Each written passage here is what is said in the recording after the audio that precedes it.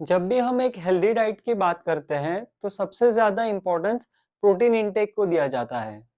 इस वीडियो में हम समझेंगे कि प्रोटीन कंज्यूम करना इतना इम्पोर्टेंट क्यों है।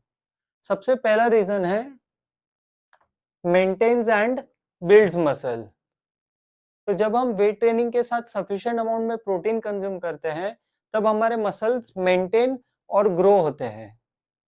हमारे बॉडी के अंदर कई तरह के इम्पोर्टेंट फंक्शंस कैरी आउट करने के लिए हमें प्रोटीन की ज़रूरत होती है और जब हम सफिशिएंट अमाउंट में प्रोटीन कंज्यूम नहीं करते हैं तब हमारी बॉडी प्रोटीन रिक्वायरमेंट के लिए हमारे मसल्स का ब्रेक डाउन करती है, क्योंकि हमारे मसल्स प्राइमरीली प्रोटीन से बनते हैं और फिर मसल लॉस होता है।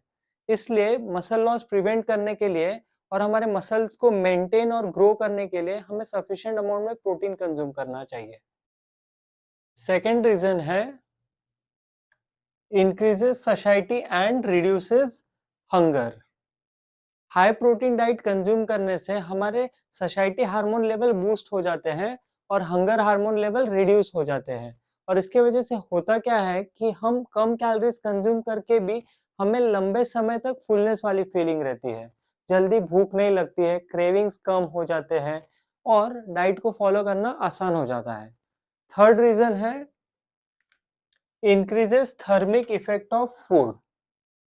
100 कैलोरीज वर्थ प्रोटीन कंज्यूम करने के बाद हमारे बॉडी को उसे डाइजेस्ट और ब्रेक डाउन करने के लिए लगभग 20 टू 30 कैलोरीज बर्न करनी पड़ती है।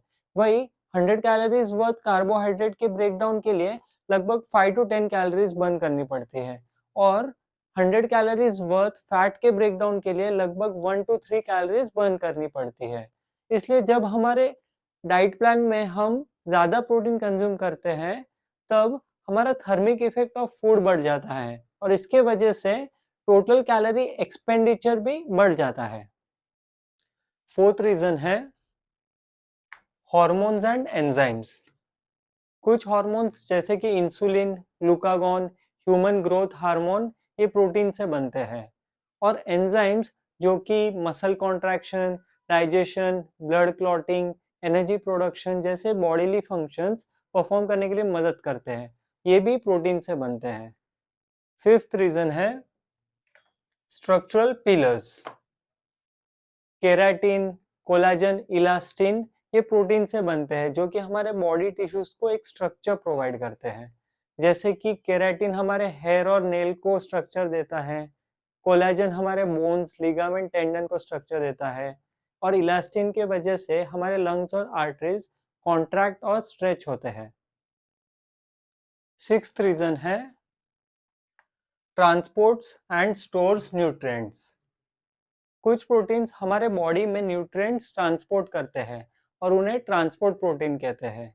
जैसे कि हीमोग्लोबिन जो हमारे लंग से ऑक्सीजन ट्रांसपोर्ट करता है, ग्लूकोज ट्रांसपोर्टर्स जो कि ग्लूकोज ट्रांसपोर्ट करते हैं और लिपोप्रोटीन जो कि फैट और कोलेस्ट्रॉल ट्रांसपोर्ट करते हैं। और कुछ प्रोटीन्स हमारे बॉडी में न्यूट्रिएंट्स स्टोर करते हैं और उन्हें स्टोरेज प्रोटीन कहते हैं, जैसे कि फेरेटिन जो कि आयन स्टोर करते हैं। सेवेंथ रीजन है इम्प्रूव्स इम्यूनिटी।